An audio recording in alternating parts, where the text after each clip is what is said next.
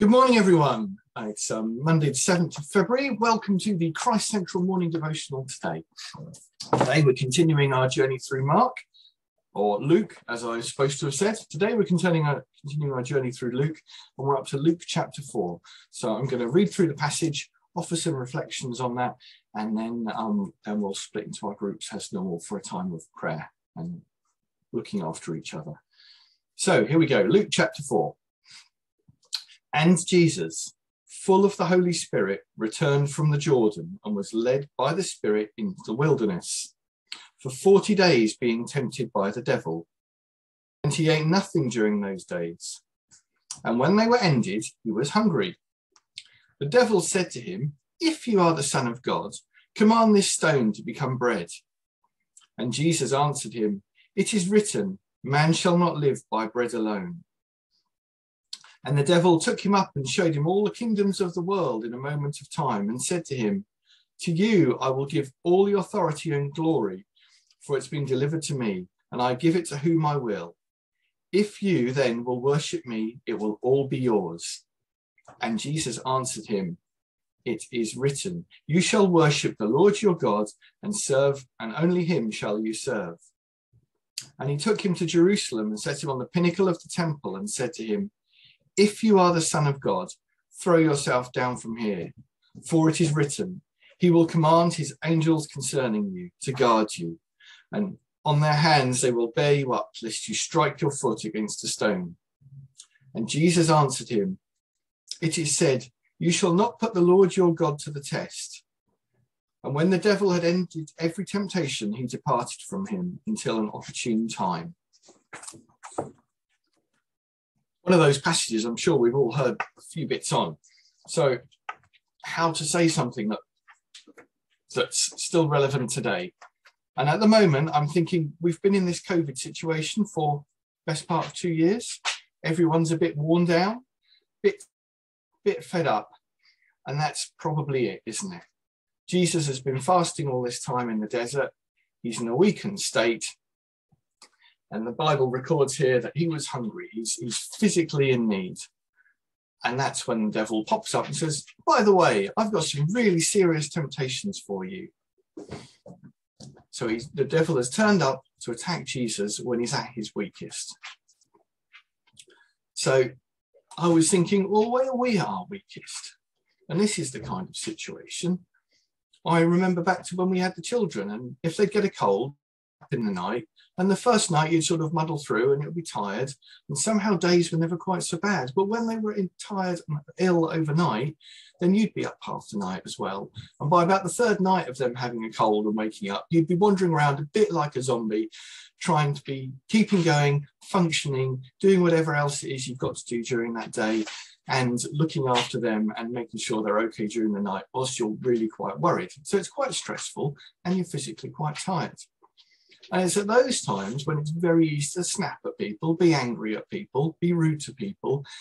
Sometimes the children, often your spouse or other people that you interact with that haven't done anything at all and didn't really justify being told off. So there we have it.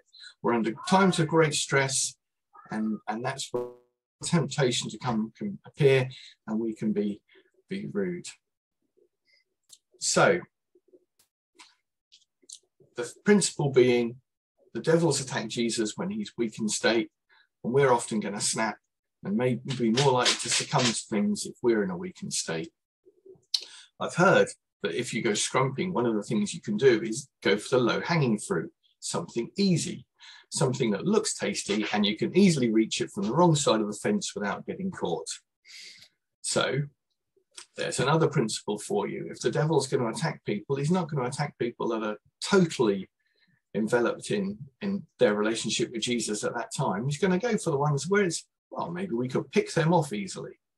Or to use a nature analogy, if you watch nature programs, your big cats are going to sit on the edge of the Serengeti and wait for the younger or older or weaker wildebeest to be left slightly behind and pick those off.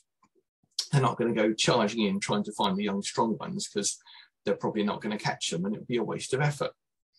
So there you have it. The principles of attacking. So just to repeat, We've waited until Jesus is weakened. We've gone in with some really big questions. Did God really say this?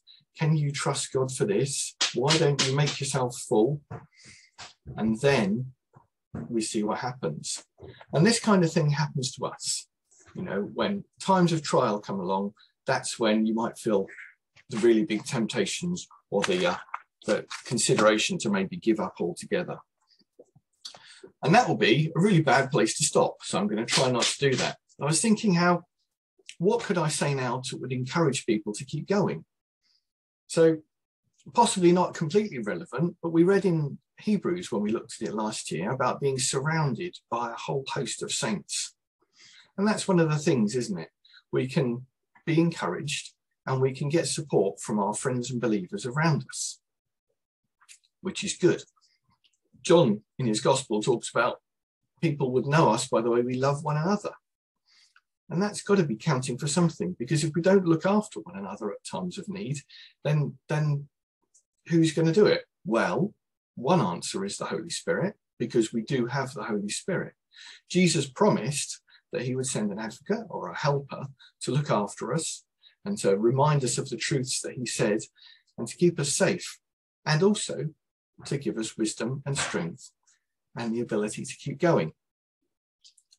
And so, more about this Holy Spirit that's looking out for us is that he is a guarantee of our inheritance. So that should be an encouragement as well, because although it's good to be able to draw on the support of our friends and fellow believers around us, they're not always there. And sometimes we do need that extra reminder that we've got a guarantee of our inheritance, a guarantee of that place in heaven from the Holy Spirit. So there we have it.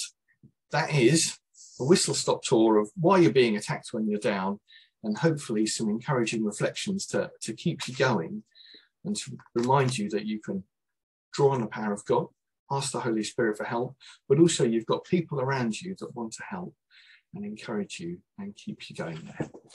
Thank you very much. Goodbye.